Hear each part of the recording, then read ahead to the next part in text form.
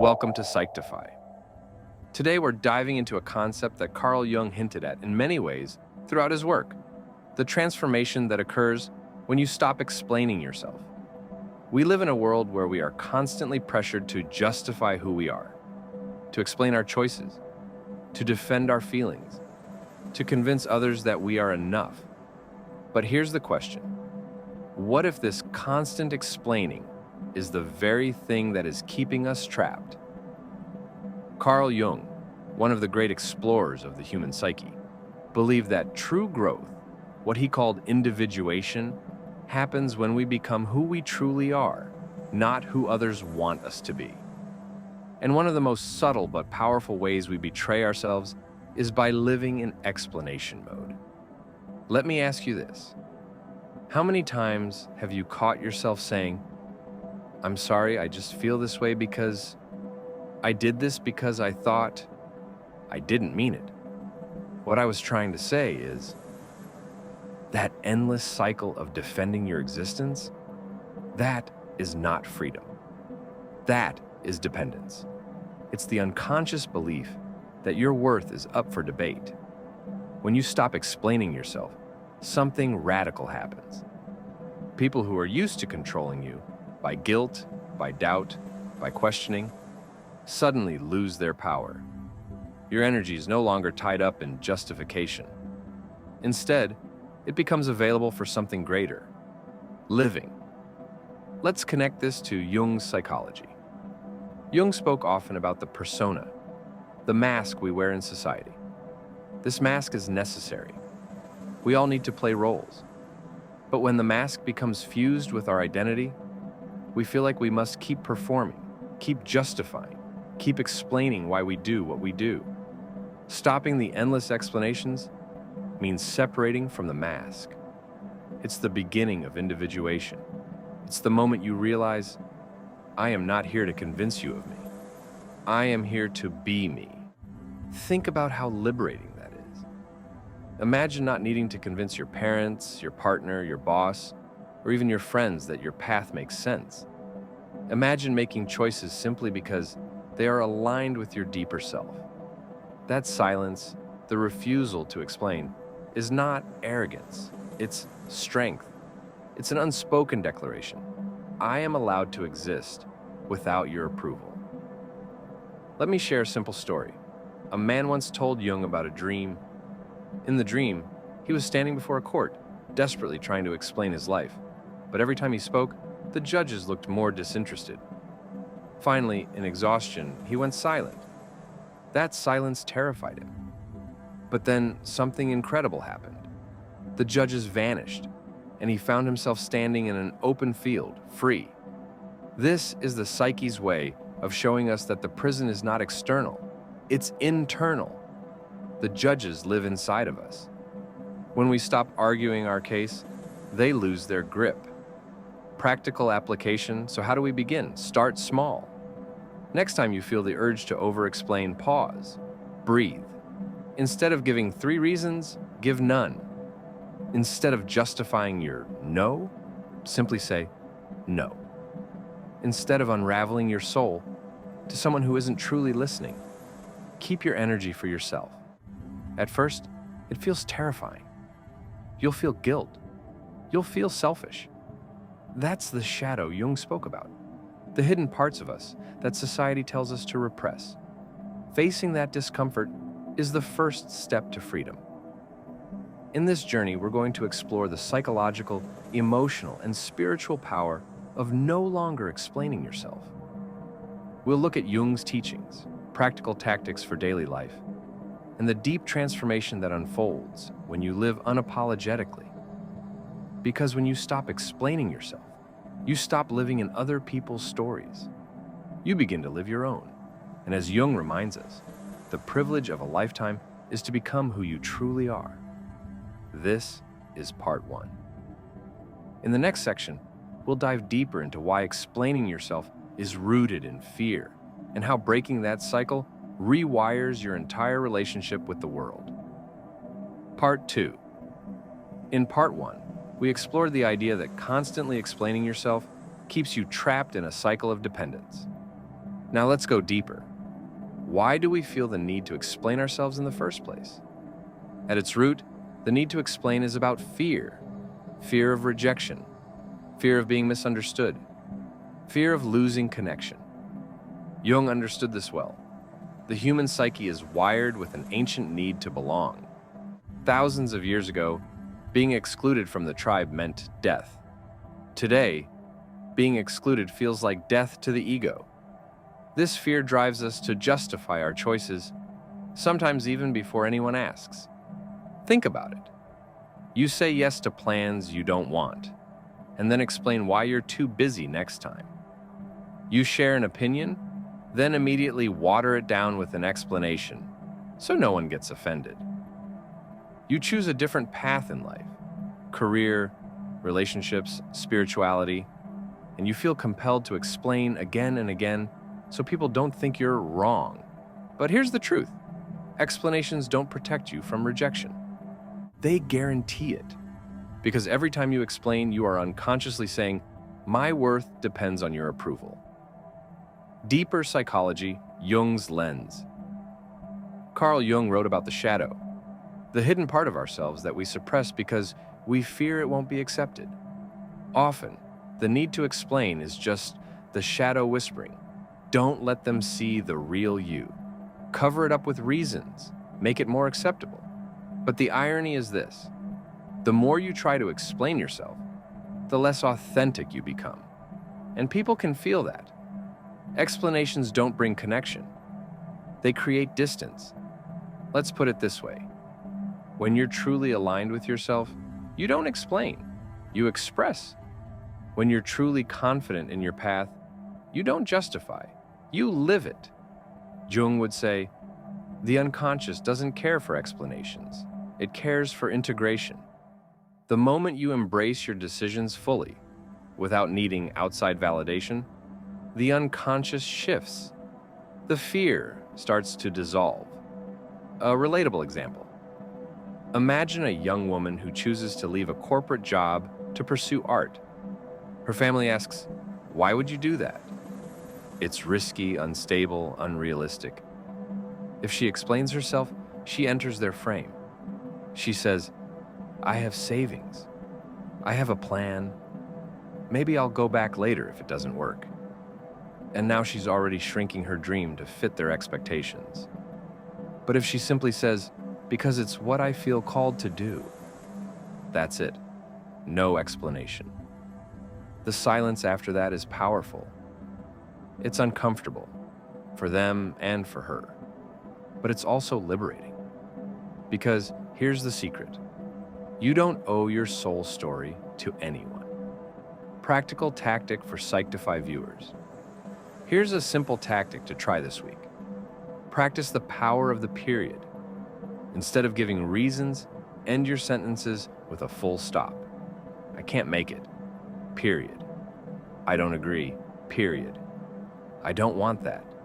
Period. Notice the tension that rises inside you. Notice the silence from others. That tension is the old pattern, the fear of rejection, trying to keep you in chains. But if you hold steady, if you resist the urge to soften your truth with explanations, you start building a new muscle, inner authority. So, we've seen that the habit of explaining comes from fear. Fear of rejection, fear of not belonging. But when you cut explanations, you cut fear's leash. In the next section, we'll go even deeper into the transformative power of silence. Because when you stop explaining yourself, you discover a form of silence that speaks louder than words. A silence that Jung understood as the language of the unconscious. And that silence changes everything. Part 3. We've looked at how fear drives us to explain ourselves, and how cutting explanations breaks that cycle. Now let's go deeper into something even more powerful. The language of silence. Because when you stop explaining yourself, what's left is not just emptiness. What's left is silence. And silence, when used with intention, is one of the most transformative forces in human psychology. Silence in relationships.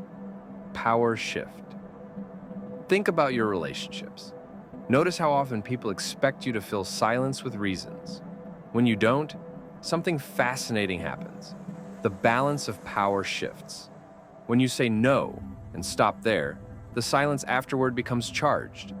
At first, you may feel uncomfortable, but soon you'll realize the other person is now the one scrambling to adjust.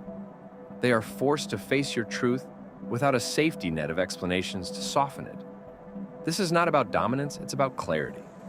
Silence establishes boundaries that explanations blur.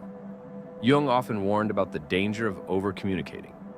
He wrote that words are animals of the intellect, but silence belongs to the soul. Explanations satisfy the mind of others, but silence nourishes the strength of your own psyche. A powerful example: psychological dynamics. Let's say you're in a conflict with someone close to you. They demand, "Why didn't you call me back?" Most people would rush into an explanation. "I was busy, my phone died, I had so much going on." But imagine answering simply, "I didn't call," and then silence. It's uncomfortable, yes, but that silence refuses to feed the drama.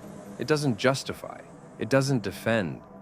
It forces the other person to sit with reality instead of chasing after excuses. Over time, this silence becomes a shield. Not coldness, not distance, but a shield of self-respect. Inner silence. Dialogue with yourself. Silence doesn't just change your relationships with others. It changes your relationship with yourself. When you stop explaining yourself outwardly, you begin to notice how much you've been explaining inwardly, constantly justifying your feelings, doubting your desires, bargaining with your own soul. "I shouldn't feel this way, but maybe it's because I want this. But is it practical? Am I being foolish? I can't forgive myself because I should have known better." This inner monologue of explanations is the ego's endless chatter. Jung would say, this is where the unconscious is trying to break through. When you allow inner silence, when you stop explaining yourself to yourself, you begin to listen to deeper voices, intuition, dreams, symbols, the wisdom of the unconscious. That silence is not empty, it's full. It's the gateway to self-knowledge. Practical tactic: silence training. Here's a practice for you: the silence experiment. For one day, choose not to explain yourself at all. Not at work, not with family, not with friends. Simply answer questions directly and let silence carry the rest. Notice what happens. You'll feel resistance. People around you might push harder for reasons. Some will even get angry.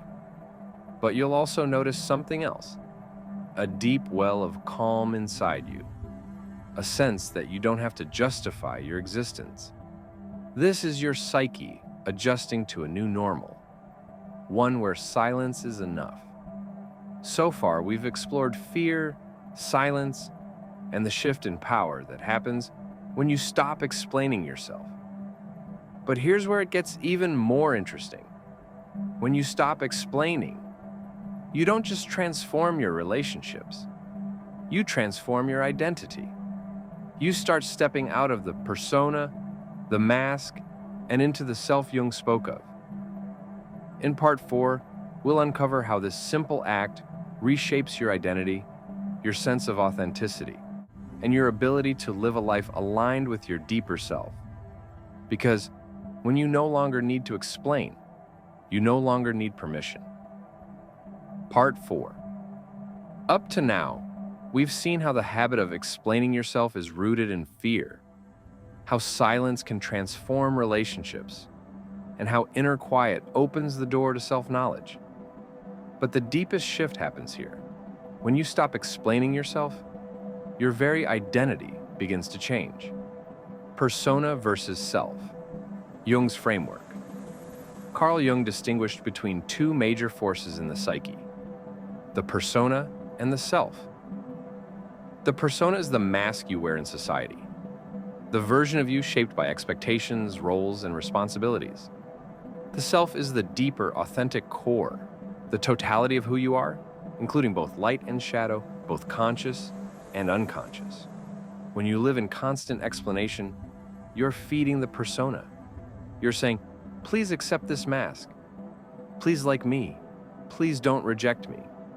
But when you stop explaining, something radical happens. The mask begins to crack. You realize you don't need to defend your role. You can start embodying your essence. This is the process Jung called individuation, the lifelong journey of becoming who you truly are, beyond the roles, beyond the expectations, beyond the mask. Identity shift. The cost of explanations. Think about it. Every explanation you give is a subtle act of self-betrayal.